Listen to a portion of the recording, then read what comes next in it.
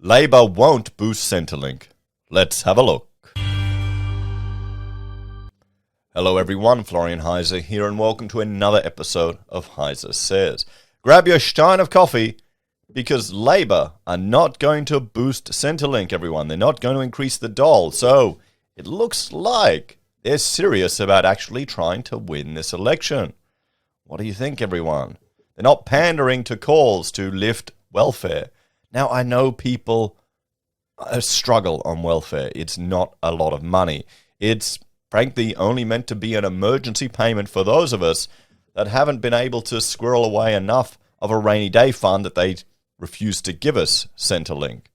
You shouldn't depend on it. It's not income protection insurance. And really, the government's not going to take care of you guys. They're just there to milk us for money and prop up the civil servants. Maybe I'm becoming too cynical. But the issue is, if you increase welfare too high, all of the lower paid jobs are also going to have to increase to, well, ensure there's adequate buffer between not working and receiving government funds and working and receiving a wage. Because you can get stuck in a poverty trap. You can get stuck on welfare and then your steps into the employment ladder have so little benefit as opposed to being on welfare, it's not worth it. And people aren't stupid. Why would you go and drive and get dressed properly and have to clean your shoes and eat coffee out and do all the office politics and bullshit for an extra $100 a week? You wouldn't. And that's the danger we fall here. Because then if you've got people who are long-term unemployed, long-term trapped in this situation, it's going to sap them of their confidence and of their skills, and it's going to deter anyone from employing them. So you've got to have a balancing act between ensuring people aren't destitute and starving or resorting to crime, but also that it still incentivizes people from getting in there and having a go. There's always going to be a constant debate here, and it's not an army of welfare bludgers that are sucking money from us, guys. That welfare isn't the biggest drain on our taxes. It's family tax benefit, the pension, and disability are the biggest ones. If you actually look at the proportion of welfare payments, it's not that high. But the thing is, you don't want people that should be working and can work and can receive the benefit psychologically and career-wise and for their entire lives of working, trapped in this situation. And yeah, it's almost I could be convinced of one of the benefits of removing the entire welfare system and having a UBI to kind of avoid this trap. Maybe negative taxation for first portion of our earnings. But anyway, let's have a look at this, because honestly, you would think Labour would be pandering to this, but no, they're showing that they understand we're kind of screwed with regards to the amount of debt that we have. So neither the Coalition nor Labour have said they would boost Centrelink payments despite the rising cost of living hitting Aussies hard. Yeah, I mean, it's getting tougher, guys. I'm filling up the petrol tank. I'm noticing how expensive it is. Everything is going to get more and more expensive. Considering we are in the midst of an election campaign where cost of living is at the forefront, some have been questioning why neither of the two major parties has committed to boosting the payments. So why is there no plan to boost payments, and why should it be on the table? So the negative effects of boosting Centrelink.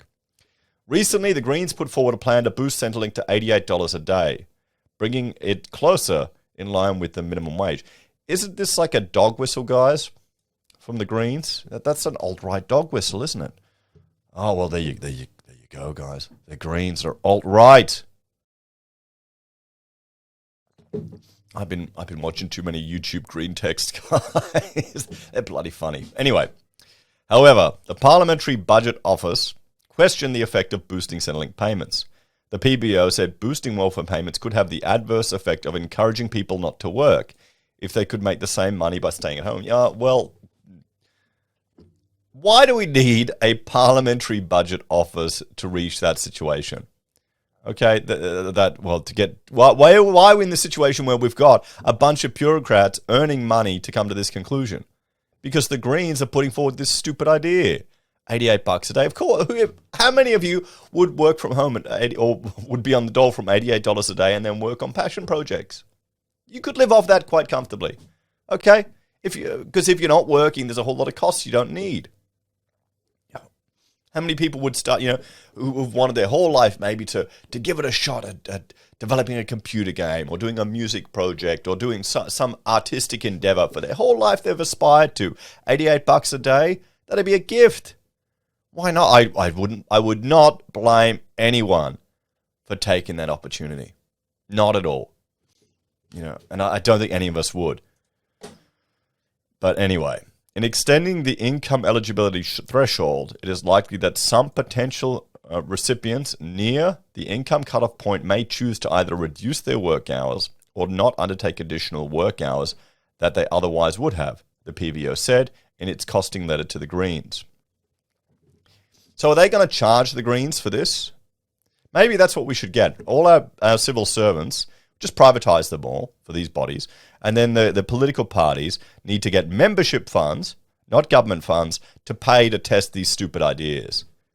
Oh boy, wouldn't that be good? If you don't realize the big parties, they just get tax money to develop their policies. This is why when you're voting at the election, vote for a minor so they can get some funds from the AEC. I think they get like $3 a vote. It's gonna make a big dent. Well, not really a big dent. It'll help them cover some of the costs of running. The big parties don't need your vote. They don't need it. They don't need that money. Okay? Think about it like that. Use your preferences to support the people who are doing the grassroots movements who are getting up there. I mean, look at One Nation selling their gin, guys. I mean, there you go. That's an out-of-the-box way of thinking. Not that I'd encourage everyone to be buying alcohol, but still. So, the extent of this effect is highly uncertain and therefore has not been included in the estimated financial implications of this proposal. The positive effects of boosting Centrelink. The decision of both major parties to not lift JobSeeker is immoral and has relegated millions of Australians to continue living under the poverty line, said St Vincent de Paul Society. Now, here's the thing. Why are religious organizations calling upon government to forcefully redistribute money from other parties to pay to people in this situation? I find that compromises them. I saw it with Salvation Army. If you have a look at their traditional teachings to what they're teaching now, it's a bit of a leap, honestly.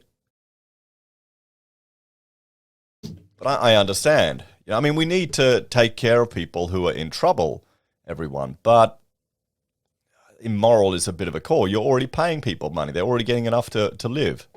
It's not comfortable. And should our welfare payments be above the poverty line? That's the question.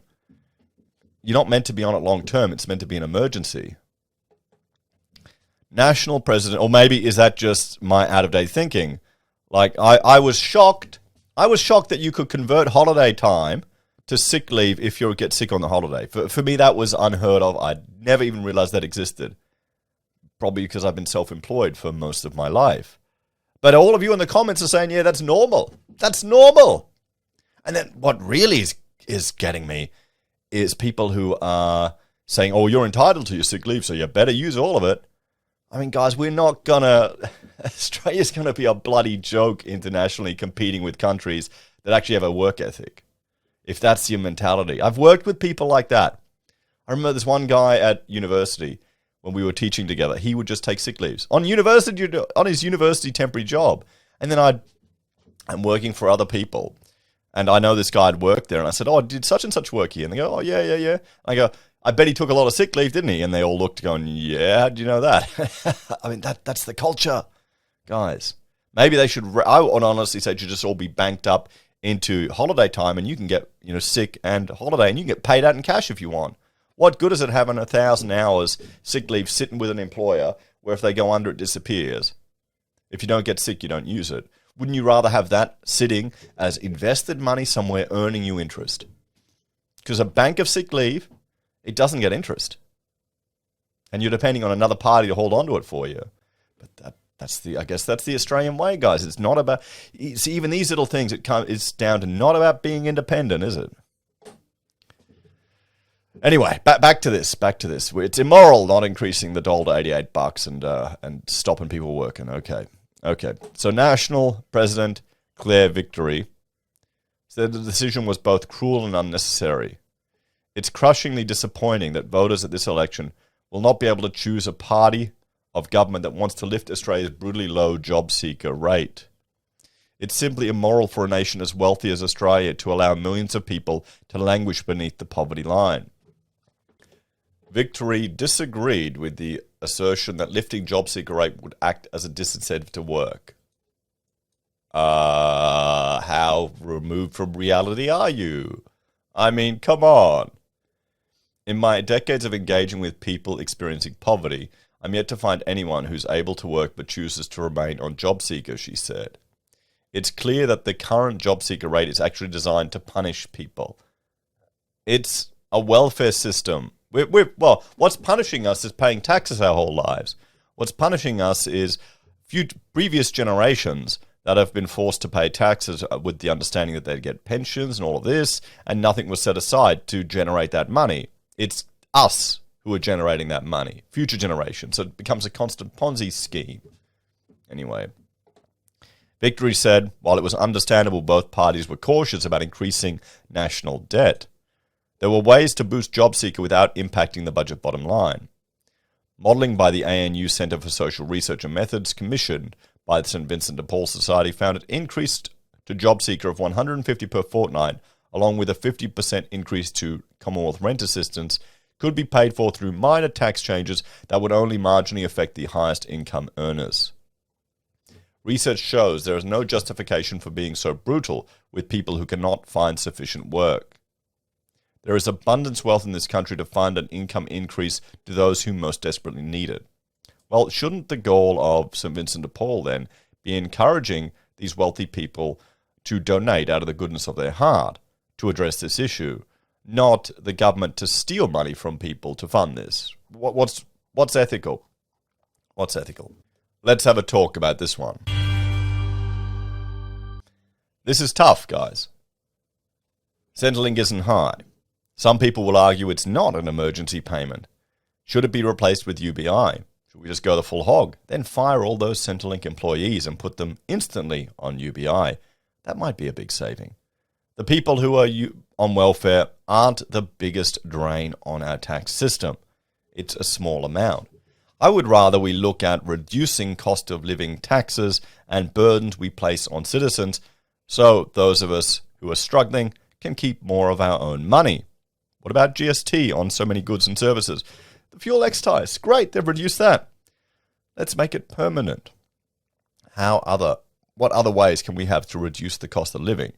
So we don't need to incentivize, or we don't unintentionally incentivize people getting stuck in a poverty trap where they can never dig themselves out of. Another question that's never raised in this situation is, what about the barriers to enter in the workforce, to getting entry in there? All the licenses and regulations. I drive past a place all the time that's, $90, $100 course to get a ticket to climb a bloody ladder, or certain. It's so regulated, so ludicrous, because each one of these impediments stops someone from getting a job.